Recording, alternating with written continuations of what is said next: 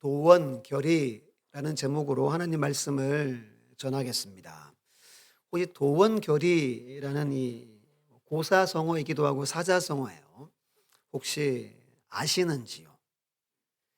이게 이제 삼국 지에 나오는 아주 유명한 사자성어라고 해요.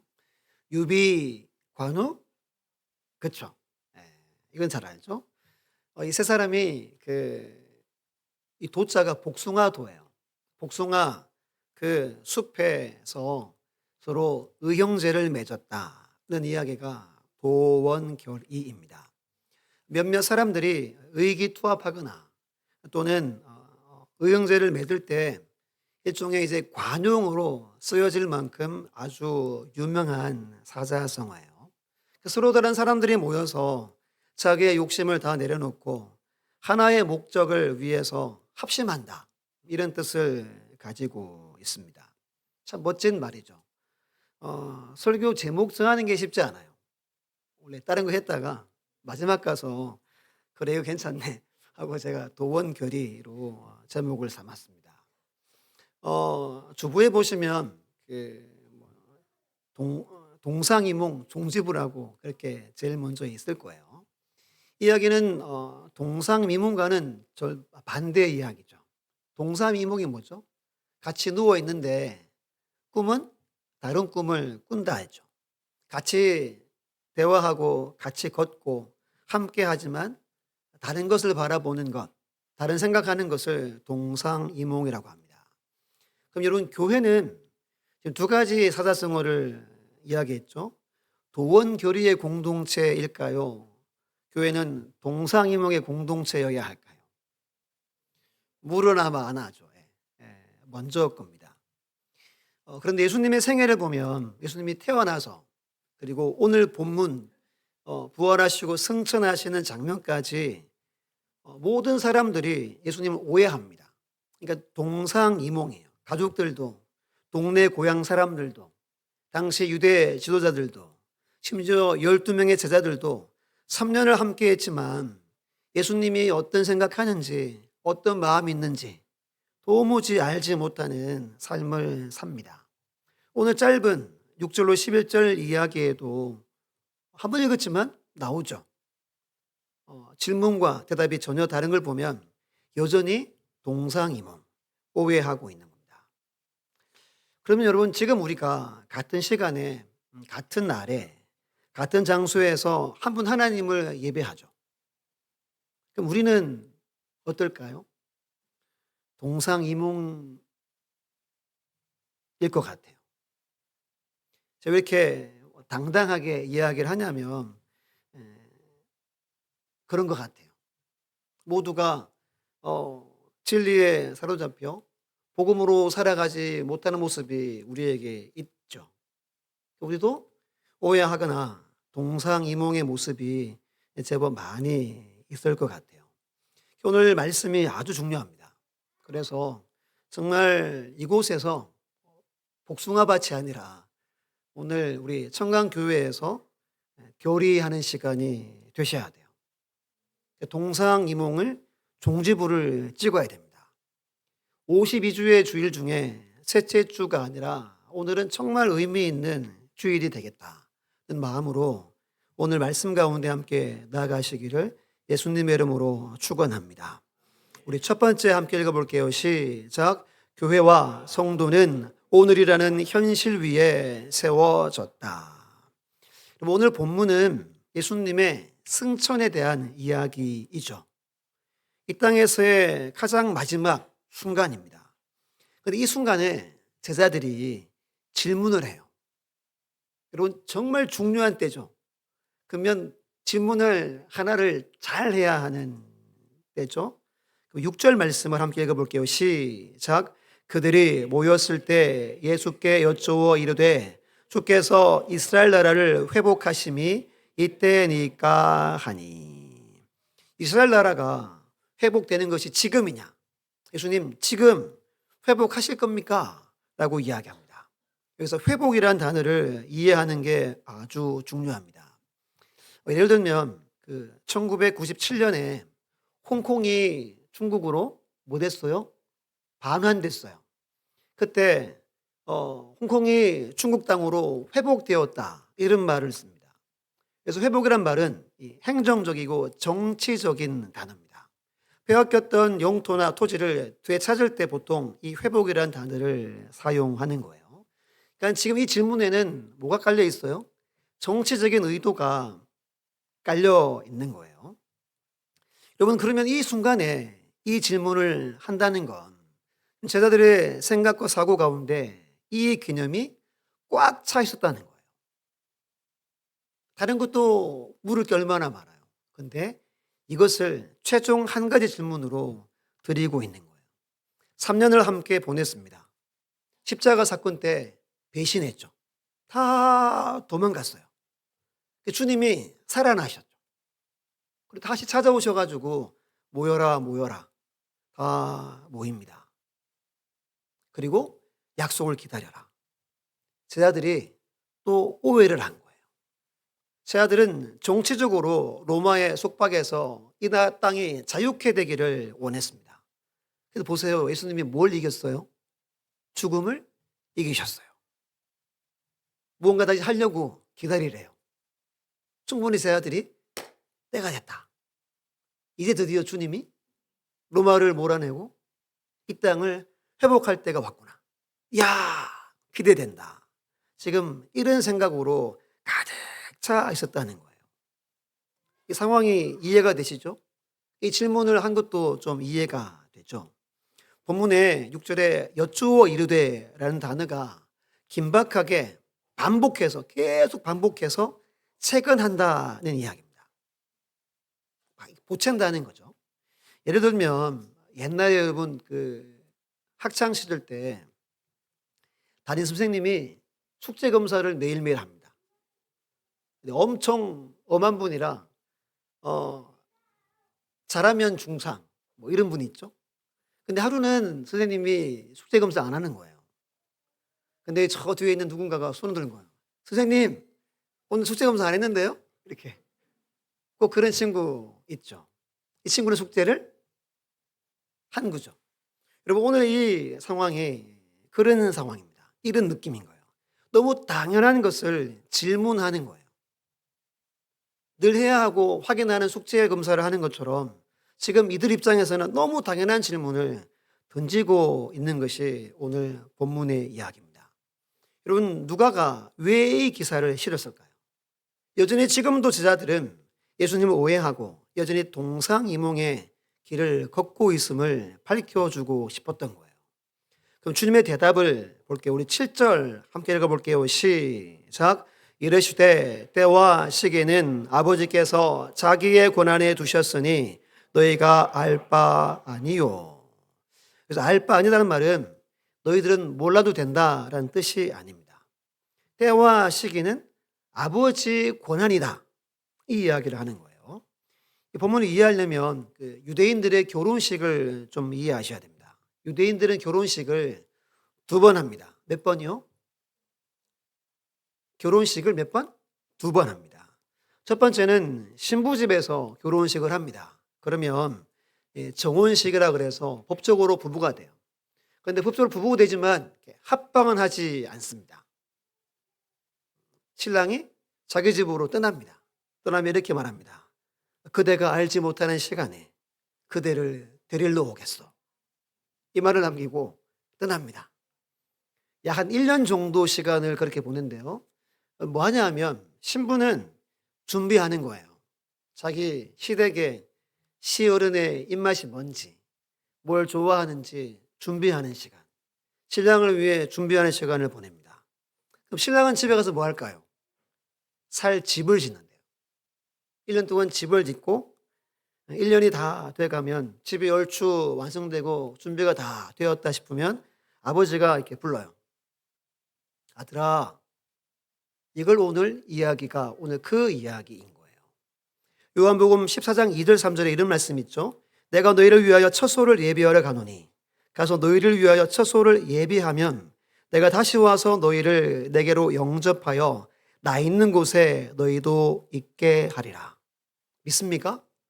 예수님이 지금도 뭘 준비하고 계시죠?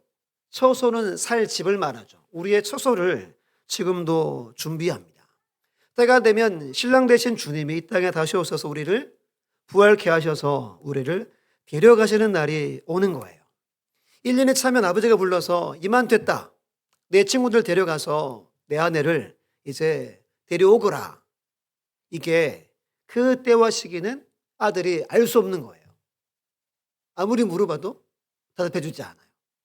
아버지 주관이에요. 그 이야기가 오늘 본문의 이야기인 겁니다.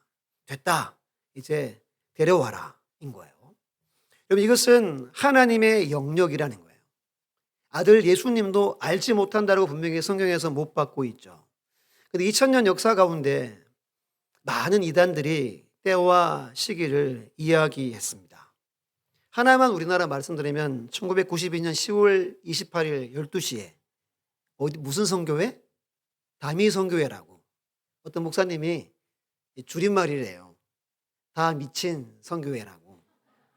그렇게 이야기하는 분이 계시더라고요. 다미 선교회라고. 그때 한 1000여 명 되는 성도들이 모였대요. 이런 해프닝이 있었대요. 다 흰 소복을 입고 모였는데 흰 나방이 이렇게 막 날더래요. 다들 막 와, 나방도 우리와 함께 휴거하는가 보다. 실제로 여러분 그 정도로 휴거를 기다리는 사람들이었습니다. 근데 주님이 오셨어요? 안 오셨죠. 오셨으면 우리가 지금 존재하지 않겠죠. 많은 사람이 우리로 나오는데 그때 여러분 외국도 다 알 정도로 유명했어요. 많은 기자들이 막 운집해가지고 한 여성도에게 질문합니다. 심정이 어떠세요? 이렇게 말했대요. 이번에는 예수님의 재림이 에러가 나서 다음에 오신대요. 이게 여러분 실제로 기사에 이렇게 났대요. 여러분 시한부 종말론을 주장하는 사람들이 뭘 많이 거둬요? 재산을 바치라 그러죠. 왜 바치라 그래요? 왜 바치라 그러겠어요? 자기 하려고 그러는 거예요. 다 거짓말에 다 사기죠. 학교 다니지 마라. 직장 다니지 마라. 결혼 그거에서 뭐 하겠냐. 가정을 파탄냅니다. 왜 여러분 하나님이 이 때와 시기를 말씀하지 않았냐면 이 정말 중요한 거예요. 오늘이라는 현재가 중요하기 때문입니다. 뭐가 중요하다고요? 오늘이라는 현재가 중요한 거예요. 하나님이 이걸 베일에 숨겨 놓으셨어요. 근데 우리 인간이 참 영악해가지고 이게 알고 싶은 거예요. 왜 안 믿는 사람이 점을 보고 왜 무속인을 찾아갑니까? 그 영역을 내가 들여다보고 싶은 겁니다. 여러분 중에도 있을 수 있어요. 어디 가서 기도받고 하는 분이 있을 수도 있어요. 좀 단호하게 말씀드리는데 그건 잘못된 신앙이에요. 잘못된 믿음입니다. 여러분 24시간은 지구의 자전이죠. 그럼 365일은 지구의 주기 맞아야죠. 다시 365일은 지구의 공전이에요. 무엇을 말하냐면 시간은 하나님이 창조하셨다는 겁니다. 그럼 여러분 하나님의 때를 알아가는 게 신앙이에요. 믿음이란 그 때에 대한 신뢰를 말합니다. 그럼 믿음이 좋단 말은 내 때의 인생을 살지 않고 하나님의 때의 인생을 사는 사람을 일컫는 거예요. 그 사람을 성도로 일컫고 그 사람을 믿음의 사람이라고 일컫는 겁니다. 모든 일, 모든 것에는 하나님의 때가 있습니다. 그러니까 너무 초조해하지 마시고 그리고 내 때에 내 계획이 안 됐다고 염려하지 마시고 누구의 때가 있어요? 믿습니까? 이걸 믿어야 돼요. 그러면 세상 염려할 문제가 전혀 없어요. 모든 거 하나님의 때가 있어요. 그 때를 하나님이 주관하신다는 거예요. 고난이 오고 시련이 오죠. 때를 주관하신다는 말은 고난의 끝이 있다는 거예요. 마지막이 있다는 거예요. 이게 아주 중요한 신앙입니다. 하나님은 지금 현재를 어떻게 살 것인가에 집중하는 삶을 살기를 원하셔서 이 땅에 성령님을 우리에게 보내주셨습니다. 우리 교회와 우리 모든 성도의 삶은 철저히 오늘이라는 현실 위에 세워져 있다는 사실을 굳게 믿으셔야 돼요. 두 번째, 함께 읽습니다. 시작. 예수 중심의 도원교리 위에 세 가지를 알아야 한다. 오늘 본문은 세 가지 당부, 부탁을 교회와 성도에게 하는 내용입니다. 이 진짜 너무너무 중요한 거예요. 우리 작은 동그라미 1번 함께 읽어보겠습니다. 시작. 오직 성령이 너희에게 임하시면 너희가 권능을 받고. 첫 번째는 권능을 받아야 합니다. 뭘 받아야 된다고요? 권능을 받아야 합니다. 권능이란 말은 디나미스라고 다이나마트의 어원이 됩니다. 이 단어는 이 당시 수치로 가장 강력한 폭발을 말합니다. 가장 강력한 폭발력을 말해요. 사도행전 앞으로 볼 텐데 사도행전의 이야기를 보면 복음을 전하죠. 그러면 동네가 난리 납니다. 동네가 소동이 일어나요. 왜죠? 복음의 다이너마이트가 거기 터진 거예요. 그러면 난리가 나고 소동이 나게 되어 있다는 겁니다. 이 모든 것이 성령의 권능의 역사라는 거예요. 오늘도 몇 해 전에 미국의 에즈베리 예배하고 하는 일들도 성령의 권능이 그곳의 역사에서 대학생들이 몇 주 동안 예배가 끊어지지 않고 예배 드리는 일들이 거의 소동이죠. 난리가 난 거죠. 성령의 역사는 반드시 소동과 문제와 난리를 동반한다는 거예요. 왜냐하면 그 지역을 폭발시키기 때문입니다. 여러분 이것을 꿈꾸시기를 바랍니다. 이 안에나 내 남은 인생에 성령의 권능이 내가 가는 곳에 역사에서 소동과 난리가 일어나기를 원합니다. 이 소망을 꼭 품으시기를 간절히 예수님의 이름으로 축원합니다. 여러분 성령 충만한 사람과 그렇지 않은 사람의 차이가 뭐냐 하면 간단해요. 제가 차를 좋은 걸 샀어요. 그리고 기름을 넣고 이제 시동을 걸고 악셀 바르면 차가 가죠. 하다가 기름이 떨어졌어요. 보니까 줄 수도 없어요. 가야 되고 제가 뒤에 가서 막 차를 혼자 밀고 가는 거예요. 이 차예요. 성령 충만한 사람은 기름이 가득한 차를 운전하는 삶이고 그렇지 않은 삶은 뒤에서 낑낑대며 차를 몰고 가는 게 성령 충만하지 않은 인생입니다. 성령 충만에 두 증거가 있어요. 첫 번째는 감사의 고백이 있습니다. 두 번째는 찬양의 열매가 있습니다.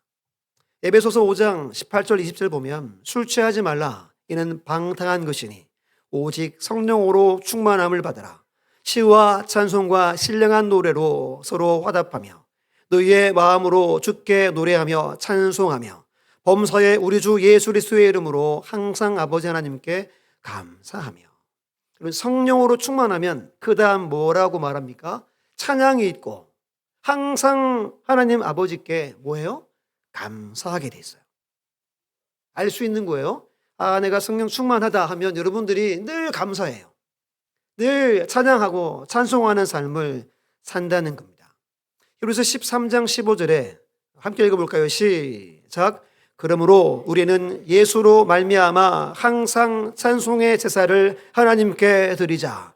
이는 그 이름을 증언하는 입술의 열매니라. 아멘. 입술의 열매, 찬양의 제사가 날마다 넘치는 거예요. 그러면 내가 성령 충만하구나. 우리 집사님이 성령 충만하구나 라는 것들을 알 수 있다는 겁니다. 요즘에 제가 이렇게 소위 이렇게 꽂혀가지고 기도할 때나 또 제가 기도할 때나 선포하는 구절이 하나 있죠. 고린도후서 6장 7절인데요. 같이 읽습니다. 시작. 진리의 말씀과 하나님의 능력으로 의의 무기를 좌우에 가지고. 특세 때 기도 받은 분들은 제가 다 똑같이 했어요.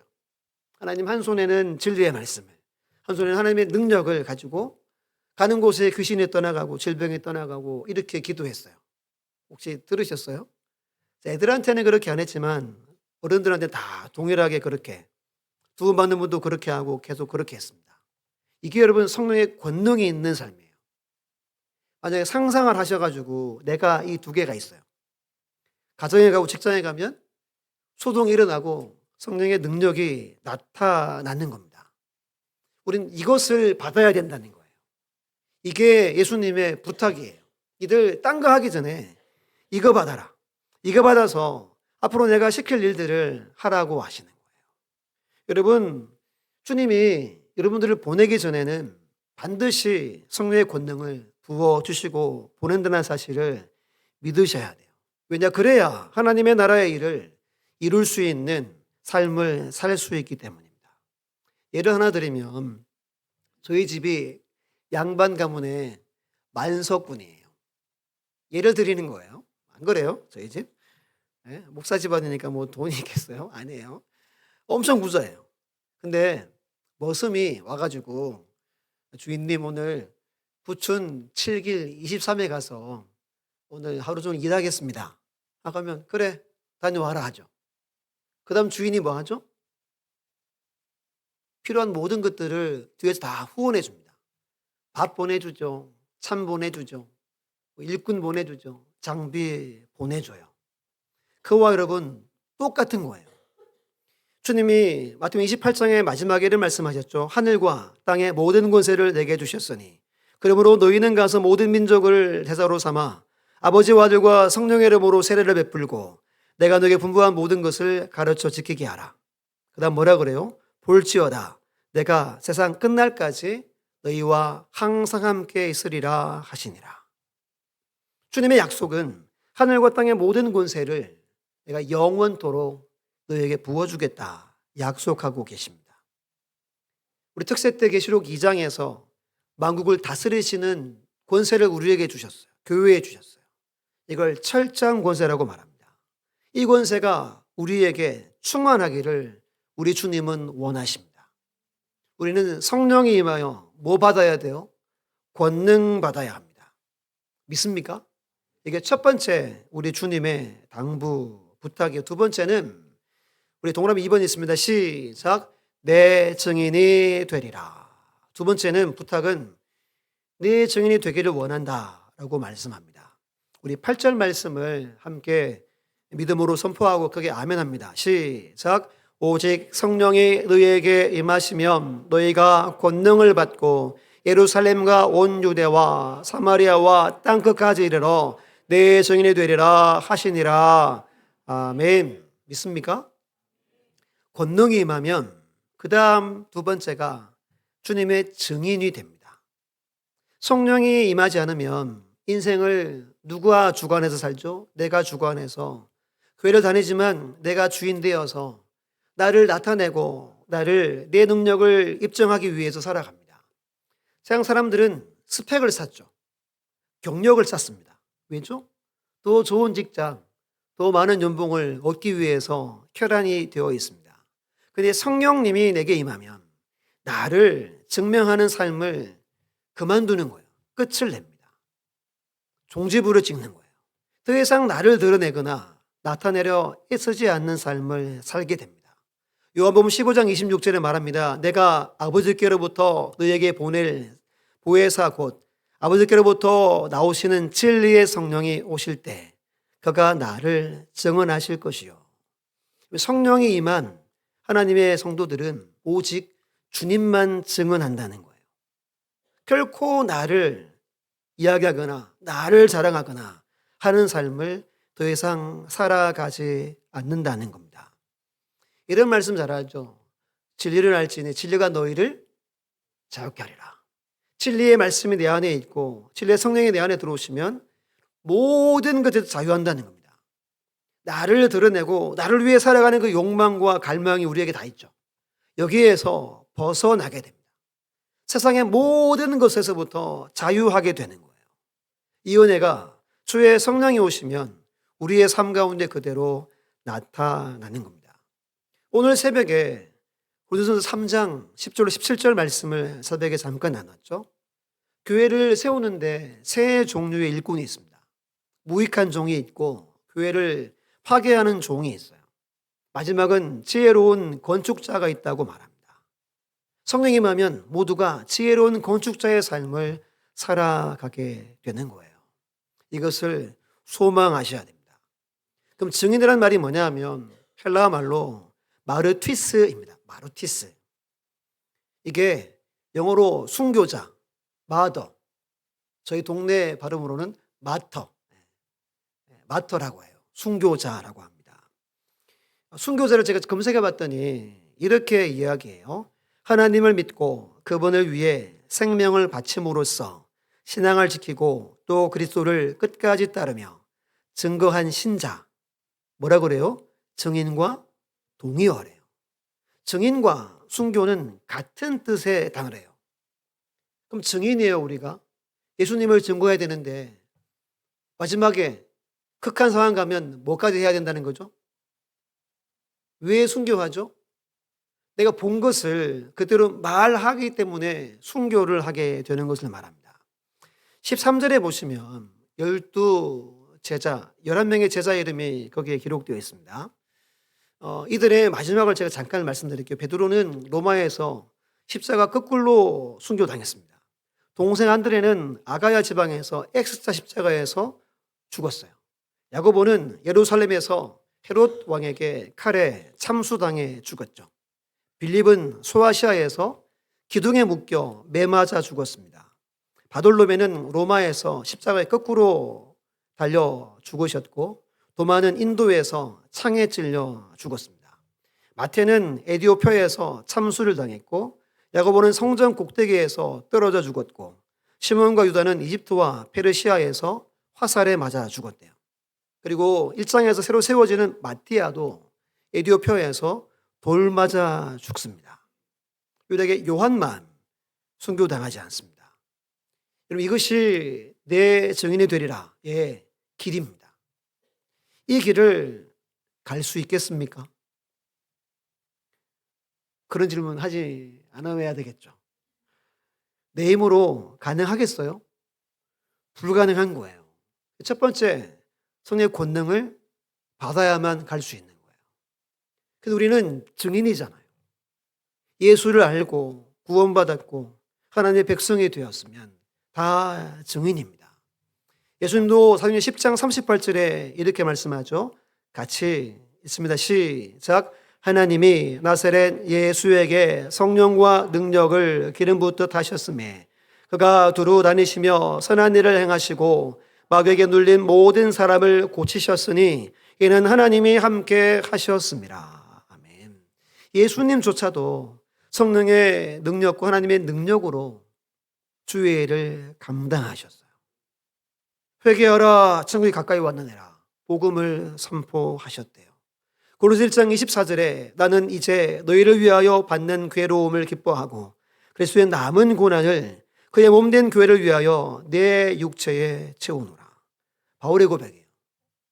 몸된 교회 위해서 고난을 내가 사서 하겠다는 겁니다. 그 다음 28절 29절 보면 우리가 그를 전파하여 각 사람을 권하고 모든 지혜로 각 사람을 가르치면 각 사람을 그리스도 안에서 완전한 자로 세우려 함이니 이를 위하여 나도 내 속에서 능력으로 역사하신 이의 역사를 따라 힘을 다하여 수고하노라. 여러분, 바울이 몸된 교회 위에서 고난을 기쁨으로 감내했던 이유는 자기 안에 성령의 능력이 역사했대요. 그래서 전파하고 권하고 가르치는 일에 힘을 다해서 수고했다고 고백합니다. 이것이 우리 모두가 앞으로 살아가야 할 성도의 삶입니다. 증인된 삶이에요. 근데 8절에서 순서가 중요합니다. 예루살렘, 온 유대, 사마리아, 땅끝입니다. 예루살렘에서부터 성령이 역사하고 복음이 폭발적으로 번져 갑니다. 그럼 예루살렘이 여러분 어디일까요? 바로 우리 가정입니다. 여러분 가정이에요. 원래 가정봉어말을 제가 계속 이야기하고 기도 많이 하잖아요. 조금 전에 에베소 5장 18절 성령이 임하면 찬송과 감사가 있다고 그 바로 밑에 이야기가 남편과 아내가 서로 복종해라. 아들이 부모를 떠나 결혼해라. 이 이야기로 이어져요. 성령이 임하면 그 다음 에베소 이야기는 가정의 이야기를 다루는 겁니다. 여러분 가정이 복음화되기 위해서 정말 힘을 다해 이 안에 기도하셔야 돼요. 여러분 자녀의 눈에 교회 다니는 아빠 엄마의 모습이 비치겠죠. 그렇겠죠. 나름 여러분 자녀들이 기준도 정하고 판단할 거예요. 아빠 엄마 교회 신앙생활 하나 보니까 나도 요만큼 하면 되겠다. 난 요렇게 해야 되겠다를 아이들이 정하는 겁니다. 왜 여러분 90%가 되는 자녀들이 교회를 떠납니까? 자녀 눈에 정말 여러분들이 증인된 삶을 살아가는지를 점검하셔야 돼요. 내가 성령의 권능으로 사는지를 점검하셔야 돼요. 정말 나는 신실한 하나님의 백성임을 점검하셔야 돼요. 증인은 여러분 삶을 말하는 겁니다. 내 증인이 되리라. 이 말은 삶을 살아가는 것을 말합니다. 가정에서부터 이 삶을 살아내셔야 되고, 그때 우리 자녀들이 영원히 주님을 떠나지 않는 삶을 살아가는 겁니다.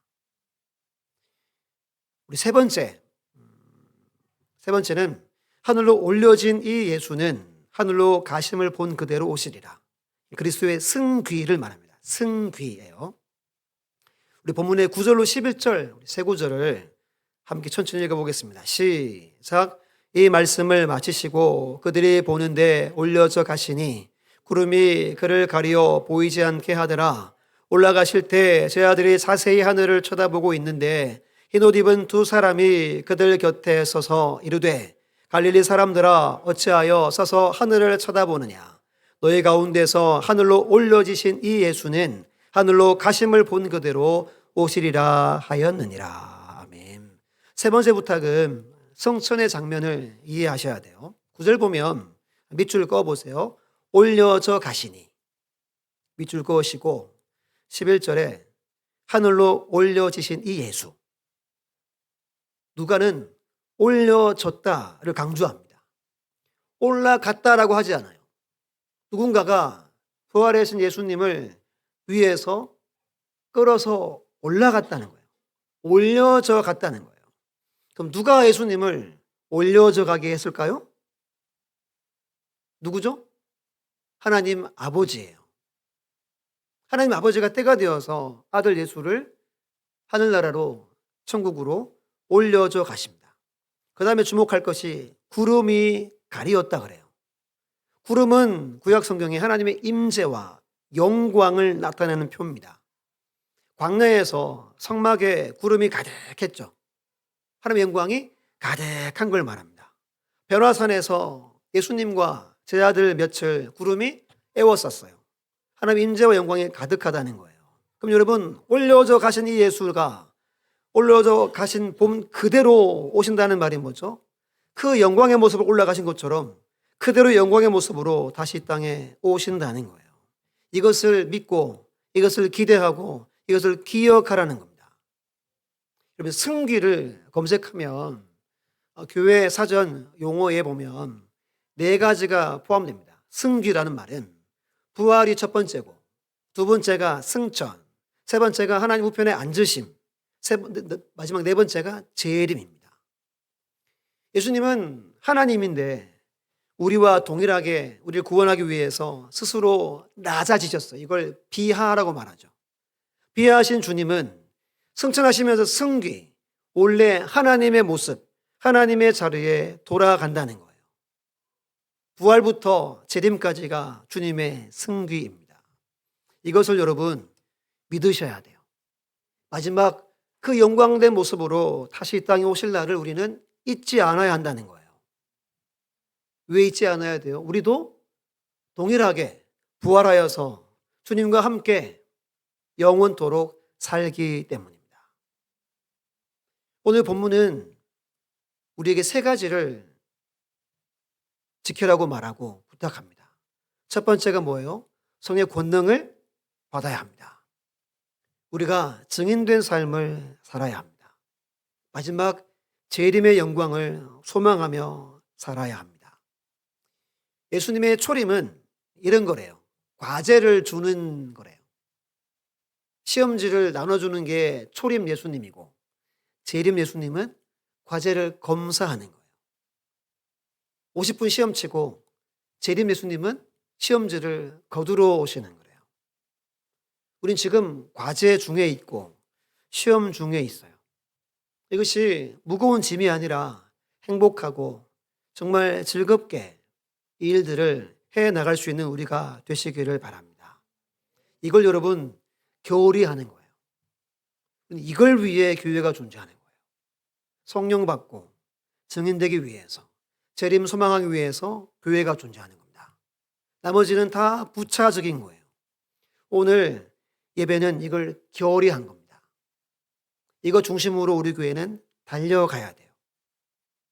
결의하셨습니까? 할렐루야.